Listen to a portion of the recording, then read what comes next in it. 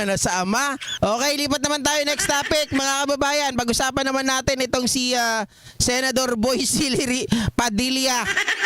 Mga kababayan, nakaw, bumaliktad na nga ba itong si Senador Robin Padilla? Nakaw, itong si Kibuloy, gustong ipahuli. Bakit ko nasabi mga kababayan, etong si Senador Robin Padilla po, ay ayaw ko yung mga tao sa Davao may bangag. sinasabi siya Ayaw daw ko po ng ay drugs, magpapasa diba? ng batas mga kababayan no, kung saan po ay sinasabi nito patay tayo rito. Ay nako, Robin Padilla, alam mo ba yung sinasabi mo? Ako pabor na pabor po ako na bitayin yung mga rapists. Diba? Pabor na pabor sa akin na bitayin ang mga rapists. Ito po yung sinasabi ni Senador Robin Padilla. Ayan, maliwanag. Oh. Sabi niya, Robin Padilla files bill seeking death penalty as heaviest penalty for rape. Oh, maliwanag mga kababayan. Rape. Gusto niyang bitayin etong si Kibuloy. Oy! Robin Padilla, ano? May kaso pa yung amo ninyo. May kaso pa yung pinagtatanggol mo. Tapos rape ang gusto mo? Hindi, seryosong bagay mga kababayan, mga ka-GP. 'Di ba? Pag pinasa mo itong death penalty para sa pinaka-heaviest penalty ng rape, isipin po natin mga kababayan, mukhang pag may kapit, mukhang hindi rin ito mangyayari. Diba? Pero pag wala kang pera, ay sigurado, bitay ka. Pero kapag may pera ka, kagaya ni Kibuloy, kaya maraming nangyayaring panggagahasa dyan sa Davao, tapos yung mga pulis pa, yung crime rate, dinadaya. Mapaparusahan ba yun si Kibuloy? Mapaparusahan ba yung mga taong may pera? Hindi. Pwede na. Kaya useless yung batas mo pag nandyan ka pa sa Senado. Useless ang batas na yan kapag, mga kababayan, ang batas na yan ay para lamang sa mahirap. Diba? Piruin mo. Ipapa-death penalty mo yung mga rapists pag napatunayan, pero itong si Kibuloy, iniiwas nyo na siya ay maimbestigahan. Oh. Di ba maliwanag mga kababayan na ginagago tayo nitong si Robin Padilla? Sabi mo, galit ka sa rapist. Ba't si Kibuloy ayaw nyong ipahuli? Ayaw nyong paimbestigahan? May kaso pero tinatago nyo. Oh. Alam niyo, sa totoo lang, nagiging walang silbi yung mga batas ngayon eh. 'Di ba? Para lang sa pansariling interes ang ginagawa ng mga to.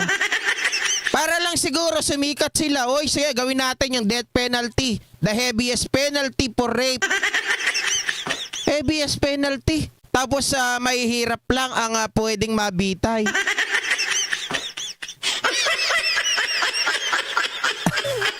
May nakapasok dito.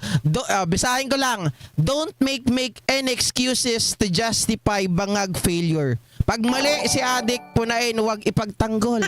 Teka, mga kababayan, di ba two times na nga itong nagpa-drug test? Si Duterte ba na umamin na siya ay nagmamariwana to stay him awake? Ito ba ay nagpa-drug test? Natapos na lang sa pagiging presidente, hindi nagpa-drug test. Pangalawa, anong sabi ni Ari Roque? Ang presidente ay halal ng bayan.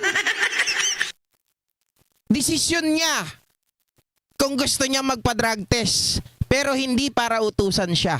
Di ba sinabi niya kay Duterte yan? O, ibabalik ko sa inyo. Buong buo. Walang labis, walang kulang. Ay nako. Di ba? Moses, nagpapaniwala ka kay Maharlika, bangag ka rin. Baka ikaw ang tunay na bangag. Diba? Balik tayo kay Robin Padilla. Ito pa, isang bangag mga kababayan, magpapasa ng death penalty para sa pinakamabigat na kaso o penalty para sa rape. Pero mga kababayan, hindi daw kasama si Kibuloy.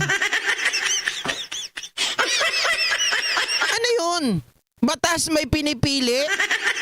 Yung merong nag-aakusa pero itinatago? Merong nag-aakusa pero anong ginagawa nila? Ito ay kanilang pinoprotektahan. Pwede na. So paano yun mga kababayan? So ito ay hindi para sa lahat. Dapat nilagyan mo dyan, Robin Padilla. Ito dapat nilagay mo dyan, turuan kita. Robin Padilla files bill seeking death penalty as heaviest penalty for rape for the poorest. Diba? Carlos C. Anyong haseyo. Salamat po. Sa lahat ng mga nag-share ng blessing, salamat ha. Di ko man kayo mabati lahat. Bilis kasi eh. Diba? Hindi ko man kayo mabati lahat. Maraming salamat po. Pero again, mga kababayan ha, sana ang implementation ng batas natin sa mga gumagawa ng batas kagaya ni Senador Robin Padilla, para sa lahat. Huwag yung may pinipili. Diba? Kasi lagyan mo na lang ng para sa mahihirap. Diba? Death penalty as heaviest penalty for rape for the poor of the poor. For the poorest of the poor. Diba? Dapat ganun na lang. Para yung mga mahihirap, yung mga mayayaman, exempted. Ganun naman eh. Mami PR, shoutout po. Ganun ginagawa nila eh. Dapat lagyan na nila ng exemption. Diba? Sabi ni Sheng Sansu, go Philippines, sipain na si Moses. Hayaan nyo po yan.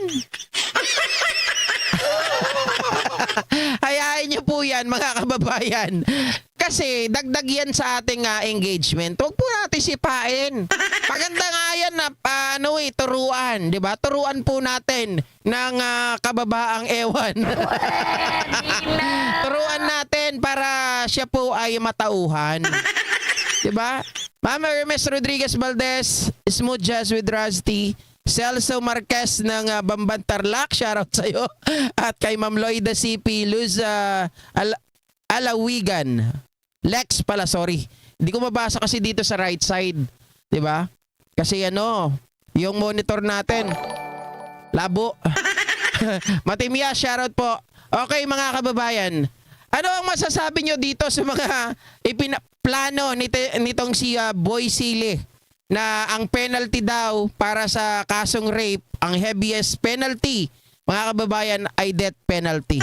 Ako, sa totoo lang, gusto ko po na ma-activate ulit yung death penalty. Diba? Lalong-lalo na dun sa mga korap sa gobyerno. Kung mapapatunayan na sila ay korap, na mabawasan ng mga korap sa mundo. Diba? At yung mga rapist na yan, dapat lang naman talaga. Kaya lang, hindi ako naniniwala kay Robin Padilla eh. Nakita natin na may kinikiligan, may pinapanigan, may pinaniniwalaan. At pawang si pastor lamang ang kanyang pagsisilbihan. Diba? Oh. Sabi ni Francis Bonina, tama doon tayo sa totoo. Bitay para sa mga walang pera, tukhang para sa mahihirap. Correct naman, di ba? Yan naman talaga yung mga kababayan. Dapat buuin na lang ni Robin Padilla. Oh. Bitay para sa mga mahihirap, tukhang para sa mahihirap ulit. Oh. Paliwanag yun ha. So wag na natin patagalin yan kasi baka mamaya lumiit yung kokote natin kay Senador Robin Padilla. Pahuli mo muna si Kibuloy para maniwala kami sa'yo. Bago mo ipasayang batas na yan, ipahuli mo muna, iharap mo sa Senado, o kaya naman mga kababayan, ay iharap mo sa media na pinahuli mo si Kibuloy. Pero habang itong si Kibuloy ay nagtatago at pinoprotektahan nyo, hindi ako maniniwala sa'yo. Mabuti pa kay Roque kahit papano, mga kababayan, ay baka maniwala pa ako na sumasayaw si Roque, di ba? Roque! Tira! Gusto ko talaga yung isa eh.